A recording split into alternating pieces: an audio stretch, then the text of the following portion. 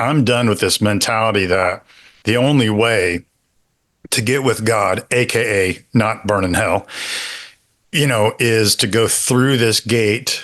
And that is the only avenue. And then I have to live in this environment that ends up becoming stifling or stunting. Bottom line, it's not fulfilling. It's not, it's not, I mean, even to the point where it's like, it's boring or not fun. It's things people are doing grudgingly, either out of guilt primarily, or because this is just kind of what we do.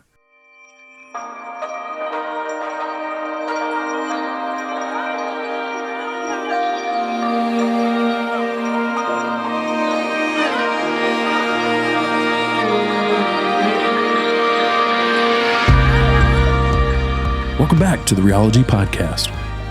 Rheology is a nonprofit ministry that is centered around rethinking, researching, and rediscovery, a process that dives deep into the depths of an intimate partnership with God through a concept Jesus initiated called ecclesia.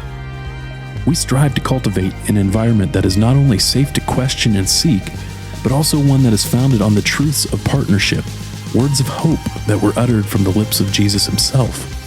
So in this podcast, we'll question Christian tradition, we'll investigate God myths, and we'll listen to those who are stirring, questioning, and desperately seeking more of what God is doing in and around us each day.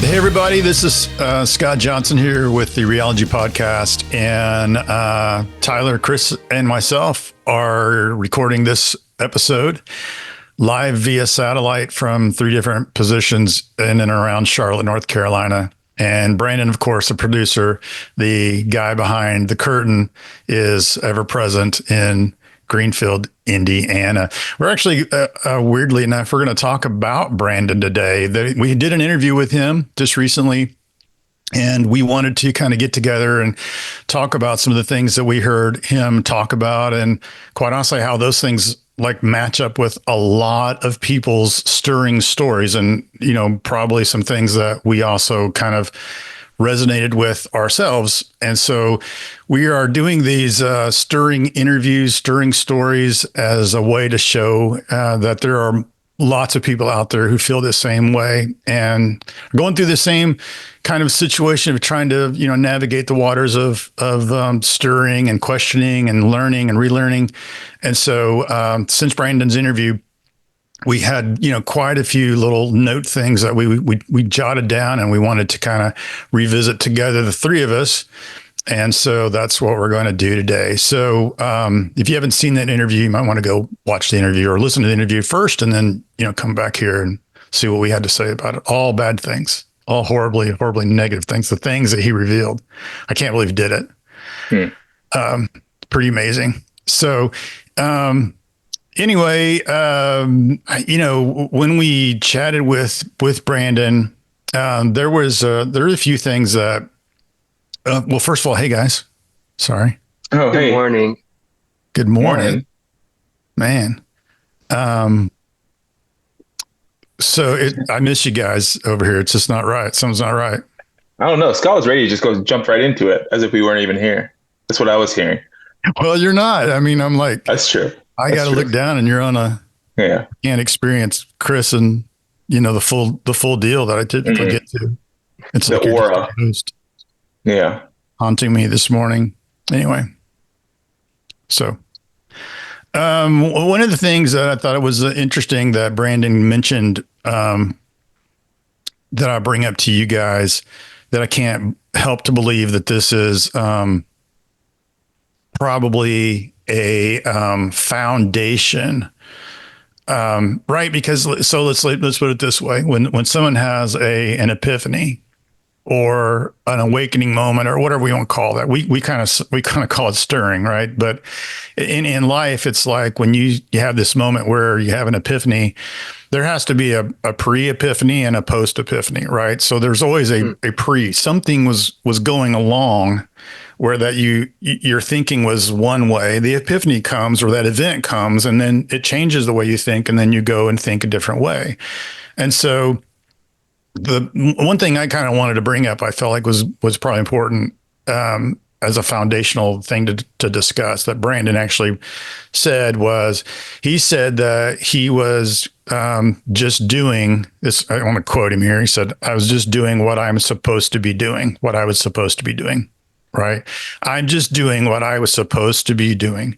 And I really feel like that is like the main foundational pre-stirring position that every Christian or churchgoer or religious affiliated person probably experience before the stirring really kind of gets going. And it's that mentality that, this is just what I've been told I'm supposed to do, and I'm doing it. He's talking about like, going to church. I was going to church. I was raised in church. Matter of fact, he said that his whole family, his whole extended family, all went to church. Everybody he kind of knew that grew up around his extended family. They all went to church and all were Christians and stuff. But it was interesting too. He just said, it's not like we kind of, talked about it all the time, but we did. It was there, it was that thing that we're all supposed to do. You're praying here and there, reading the Bible here and there, those kinds of things. And, kind of living that life. So I thought it was important that, we kind of, first of all, in this conversation, like set the stage that is like the beginning point for, I'm going to step on a limb here, go out on a limb here. I would say that's like everybody. Would you guys pretty much agree with that? Oh yeah. Yeah. So, I would say my stirring story was not probably as much that because I was in full-time ministry. And so, I was doing ministry, but I think it was probably a view of like the rest of church and all that kind of stuff I was probably in that position. Like this is church. And, I used to have that mentality going into church planting of doing church differently. I really did. So that would probably, along the same kinds of lines. But even for like me, who also, right, I felt like me just doing what I'm supposed to be doing led me to do ministry that way as well. Right. It was just a bunch of like, you're supposed to like, it's either you go into full-time ministry or you just keep doing the things. And the ones who really, really want to do it well, go into full-time ministry. Right. So I think even with that mentality of like Christianity is this moral, like, I don't know, moral standard I'm supposed to uphold. But the next step is like tell other people to also keep this moral standard. Right. And I think, you know what I'm saying? So even though I feel like you, Scott, are different because we were raised Christian, like Scott or like Tyler and I, we were raised Christians. So we just did the Christian thing. But even like the pre-epiphany is like, oh, that's all there is to do. I don't know if that makes sense, but I feel that. Totally. Yeah, totally. Absolutely. Yeah, I agree. That's I didn't have the history that you guys had, I mean, basically you two guys grew up with pastors as dads. I mean, you did.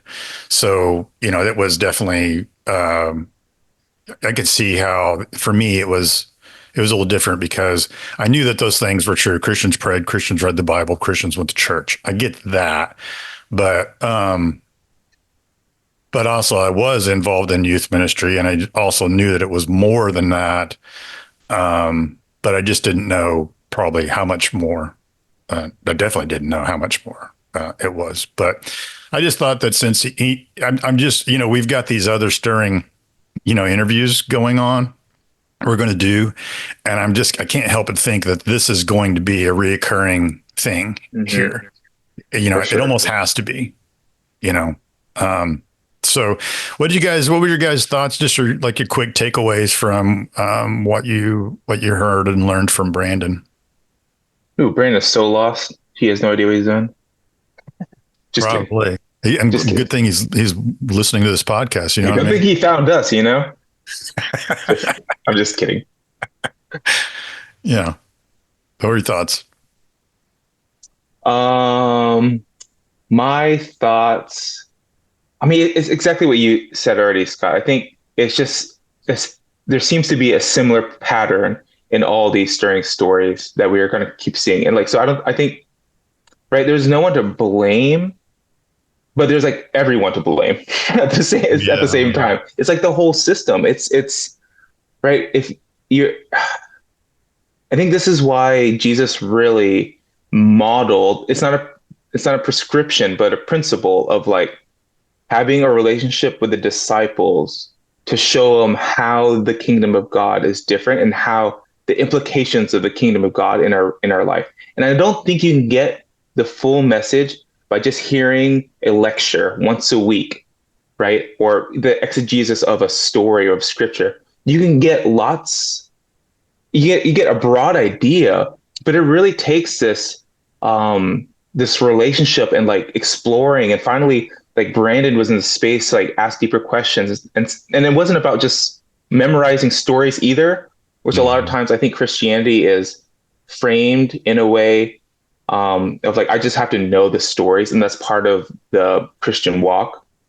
But I mean, that's why I think in Acts 2, right, it talks about um, the early church was it was the teaching of the apostles, and so when we hear that, it's not oh the apostles were doing more sermons or preaching. No, I think the apostles were just sitting down with people like, hey, listen, this is what I learned from Jesus, right? You've heard this, but Jesus said it this way, right? And Jesus is like God is who this is, and so I think they were changing the minds of who God was through the teaching of the apostles. And it wasn't just sermons that people were like attending as teachings of the apostles. So I think once people are able to be in a space to really ask questions and say like, hey, what is this actually about? And it if it is, because it has to be more than this like, yeah, just memorizing, just knowing for the sake of knowing. Yeah, so I wanted to say this too, along with what you just said, Chris, that, I heard Brandon say, and this goes along with what I just said about this is what I'm supposed to be doing, right? And you guys have dealt with this a lot. I've heard you guys talk about this a lot with your students about being a good Christian versus being a bad Christian. And, in order to really, you know, be able to decipher between doing it the right way and doing it the wrong way, you have to have that requires an understanding of what is then required, right?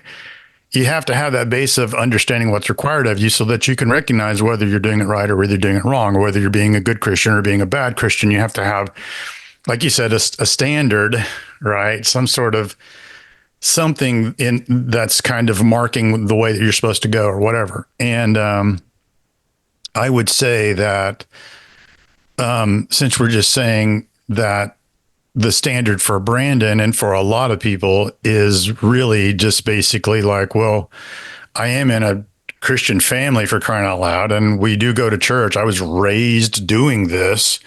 We may even go to Sunday school. Every week we may, I've got my own Bible. I was baptized at some point, maybe my dad baptized me. I got a Bible for my baptism. We pray before meals, maybe.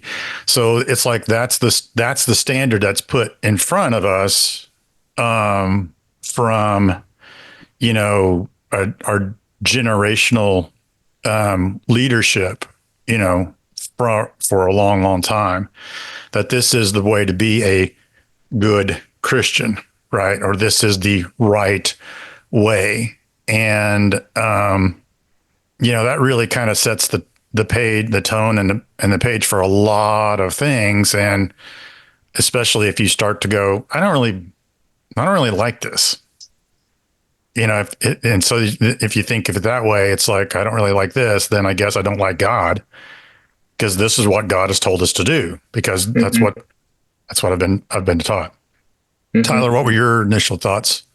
Well, let me just go off that really fast because Yep. with most standards in life, we can never always hit them. especially when it comes to that Christian standard, because we're always going to be just like humans and figure out a way to reason why like we didn't go to church that Sunday, or I didn't bring my Bible to this thing, or whatever it is, right? So that standard, we're already like setting ourselves up for failure if that's the standard. If the standard is to be a good Christian and I have all these do's and don'ts, then like I'm ultimately going to fail the test. And we have this conversation all the time, and I think that's part of the people that are stirring now is they've been living by this standard for maybe their whole life, and they're getting to this point where they had a little piece of information that made its way into their brain or to their heart that's kind of disrupting that standard. The idea that I have to keep up the game. And I think there's a season of life, this is for me, where I was keeping up the standard as best as I could, but I also held this new piece of information along with it. And you can't do both at the same time for forever. There's going to be a moment where you have to make a decision where like, okay, I'm going to continue to try to meet the standard, or I'm going to admit that maybe what I've been doing, there's just something off. And it could just be a little piece of it, or I think that the whole building is about to collapse. And I think that's kind of what Brandon was saying as well. He was playing the game. He was doing what he needed to do his whole life. But then he came across this video, and he's like, okay, maybe there's something to this, but you can't, like I said, you can't go after two things at the same time for an extended amount of time. Yeah. Yeah, I think it's important to recognize he said something, and we're going to talk about this in the next episode that we record, so I won't go too crazy with it here, but he talked about, stunted growth.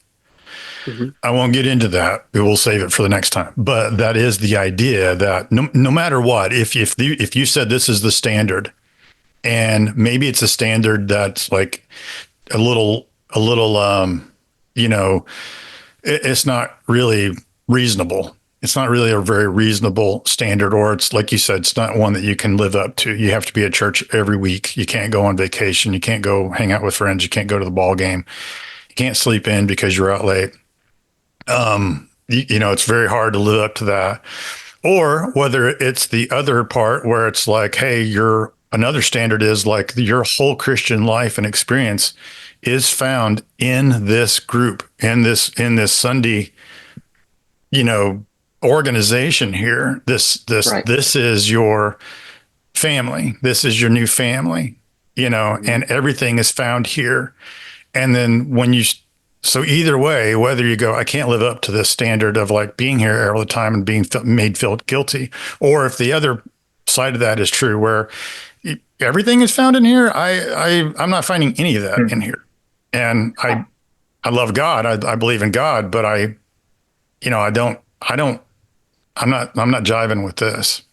Chris? I think there's also kind of, well, I think you said it in the interview, but sometimes also the standard is so low, right? That I think this is maybe what, I wish Brandon was listening, or he get in there. Anyways, he is listening. But like, I think the thing with Brandon is he's so analytical, and I think he's a lawyer now, so he's pretty smart. I think it was like, oh, this is it. Okay, I guess that's it then. Like, it wasn't until like I think he saw this possibility of another. It's of it being more than just this like this fundamental view of, honestly, what I'm learning is how most time people just see Christianity as, I heard this from the Bible Project, right? I'm still wrestling with it, but as this like password moment for afterlife, right? Mm-hmm. I want to get into heaven. I don't want to go to hell. So what gets me to heaven? Well, I have to know the right things, right? So everything is all about knowing the right things so I can say the secret password to get to heaven. Mm-hmm. And part of that is just like knowing stories or going to church, right? The password event is like, I went to enough Sunday services, or I know enough stories in the Bible. It doesn't matter what they're actually about. Kind of what Brandon was saying when he was doing studying. He's like, oh my gosh, I missed all these patterns. Mhm. Yeah. I missed the patterns too, because like we weren't taught to read it that way. Like it wasn't anyone's Hmm. fault. It's just like the way we were taught to understand them was almost like, here's a story. Now you better not turn away from God, otherwise he's going to send a giant whale and swallow you up, right? And I'm now applying myself as Jonah, and I don't think that is the point of Jonah, right? That's Right. not the point of Scripture. That's the point of Jesus, was to like make sure we have this password moment. But man, so many people's whole framework of Christianity is about, do I know enough? Have I done enough to get to heaven? Yeah. And no one is explicitly saying that, but no one is like doing something different about it. Yeah. No, you're absolutely right. Yeah. It's like everything, I just did we did, I just did that stirring intro for this whole deal. And I said that because that to me is like one of the most important pieces. So we're going to release, it's already going to be released by the time this comes out, but we're going to redo the whole Duns episode thing that I did, a couple of years ago. And the reality is like the word and the idea of Duns is less about people who are done going to church. They're actually it's more about the idea that they're done believing that church is the gateway, like you're Mm-hmm. saying, right? Is like going to church is the password, and living in that environment, knowing all the right things, or remembering the stories, or and not really knowing why we do what, grandpa, where'd Sunday school come from? I don't know, but Hmm. make sure you go. It's that Yep. mentality, right? Of like, nobody really knows. The qualified people don't even know. The pastors who went to seminary, for crying out loud, they don't even know. Yeah. Shoot, the professors at seminary, they probably don't even know. And it's like really, that's the done idea. The done idea is like, I'm done with this mentality that the only way to get with God, aka not burn in hell, is to go through this gate, and that is the only avenue. And then I have to live in this environment that ends up becoming stifling or stunting. Mm-hmm. And also, like you said, Chris, too, it's like, it's not only those things, it's like, bottom line, it's not fulfilling. It's not, Hmm. it's not, I mean, even to the point where it's like, it's boring or not Mm-hmm. fun. It's Mm-hmm. things people are doing grudgingly, either out of guilt primarily, or because this is just kind of what we do. And, it's like, don't ask questions. This is just the way it is. And I think it is interesting about Brandon. Brandon is an analytical thinker, you know, it's interesting that God kind of, kind of like got to him via the avenue of, analytics, right? And an intellectual, you know, question really of like, wait a minute, I'm listening to this, and we're not supposed to literally believe that God created the day, that the heavens and the earth and everything in 7 days. We're not, I mean, whoa. I mean, for him to continue to listening to that specific episode, and then, start to dig even deeper. I mean, that's, to me, that really resonated with me, because that was like my moment. I've told you guys with my buddy Derek Willoughby asking me, at the age of whatever he was, 12, would you go to heaven or hell? Even though theologically he was way off, it didn't matter. God Hmm. used him to get to me via an intellectual avenue, Mm-hmm. knowing that at 15 years old, I thought of those things. I was an analytical kid. So I thought that was interesting too, that, he really didn't probably have a typical there's got to be more than what I'm doing. He actually probably more than anything kind of just distanced himself from, what, it's church, it's religion, so be it, whatever. Mm-hmm. And I'm not going to Mm-hmm. I'm not going to engage, I'm not going to engage in it. But instead, God, threw a video to him that he knew would engage him. The church was not engaging, religion was not engaging, modern American Christianity was not engaging to Brandon, but his analytical, critical thinking was. And so I thought that was kind of fun little fun fact to hear about. But Well, let me bounce off that, because yep, the main thing that stuck out to me when we talked to him was he basically said questioning equaled heresy. And for at least like all the analytical people, if you're not able to question, then are you actually able to understand what you're getting and what you're learning? And I think a lot of people grow up in church and in Christianity in this environment where, like, yeah, questioning, you mean you're doubting God, right? So questions actually means it's not your questioning is not like, oh, you actually want to know more about what you believe in. It actually is saying you are lacking something spiritually. And so we need to help you not ask better questions, but just here's more information. Here's another list of things to do and not to do. Thankfully, for whatever reason, like Brandon was able to see through that, right? And is that now on the other side of like, oh, questioning is actually maybe from the spirit itself, right? And not this kind of like demonized way of thinking. yep, And I think a lot of people, yeah, I mean, this is my story too. Like, I just relied on the knowledge that I was being fed for my relationship with God. I was never given the opportunity to question.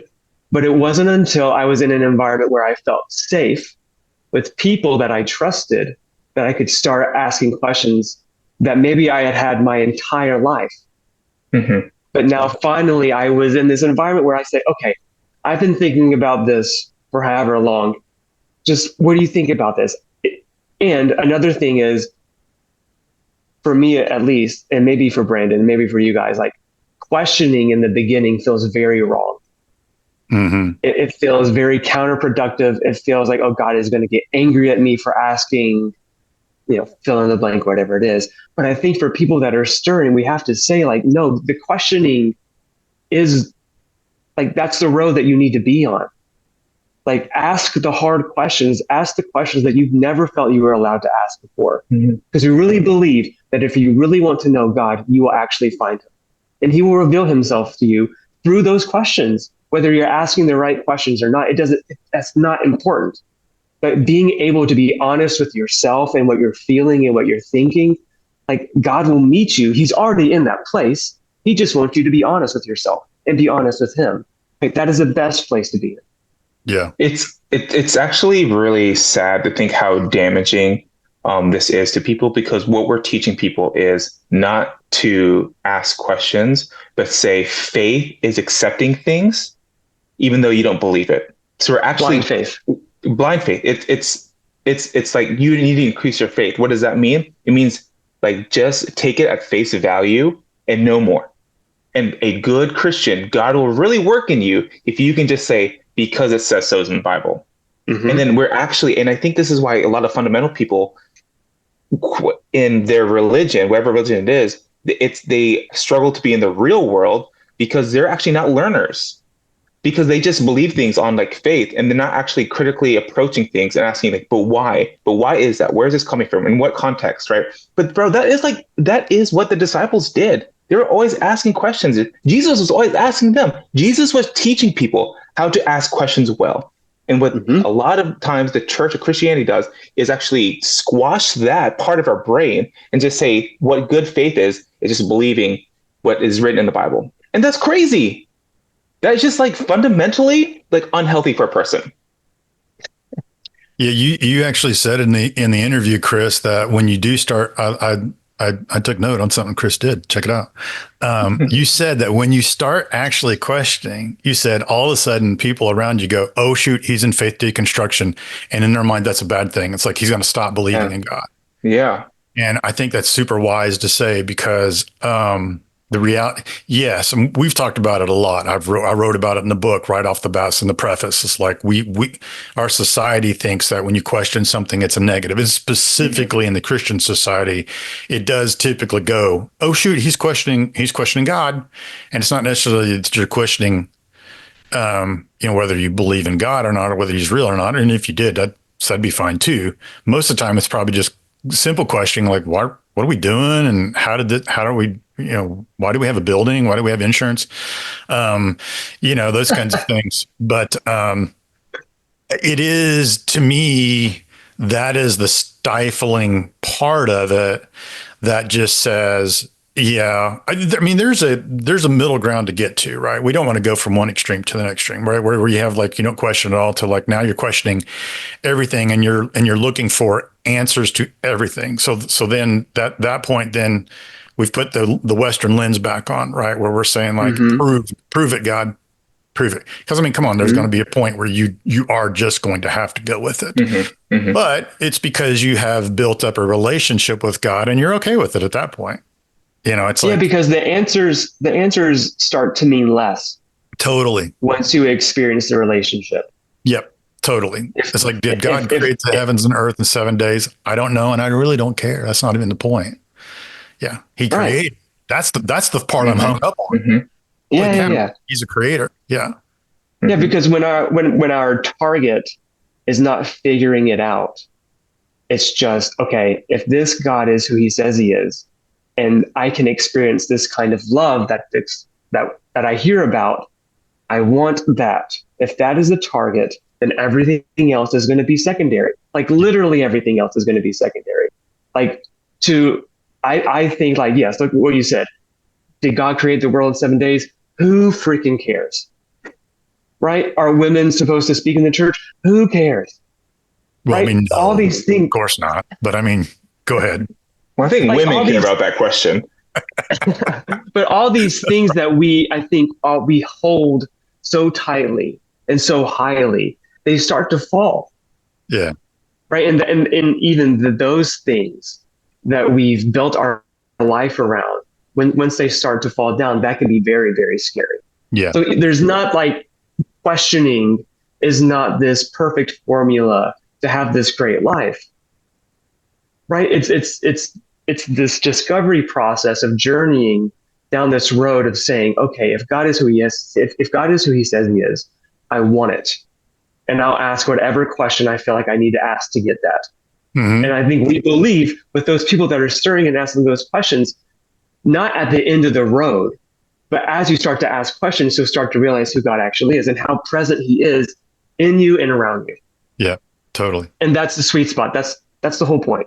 It is. It's the sweet spot. It is the relationship, because either side of the relationship is institutionalism, right? It's either going with the flow into the institution, or I need to dissect the institution.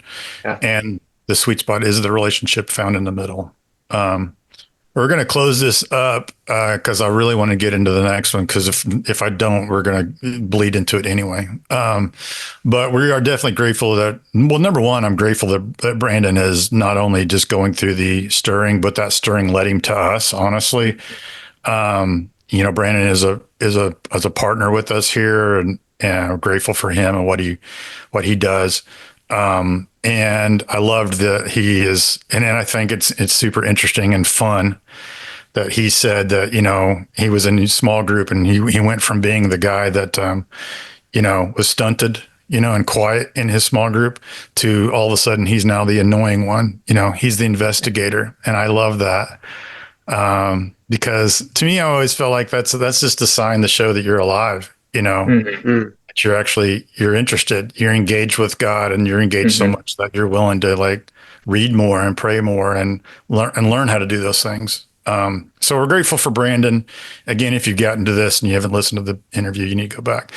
Let me finish this episode out before we go and record the other one here in a second. But hey, we're doing this for any of you out there that are watching this or listening to this, and you're thinking, "Oh my gosh, that sounds exactly like me." This is it is a great spot to be in, stirring, but it can be a little tough to navigate. For some of us, you navigate it for years.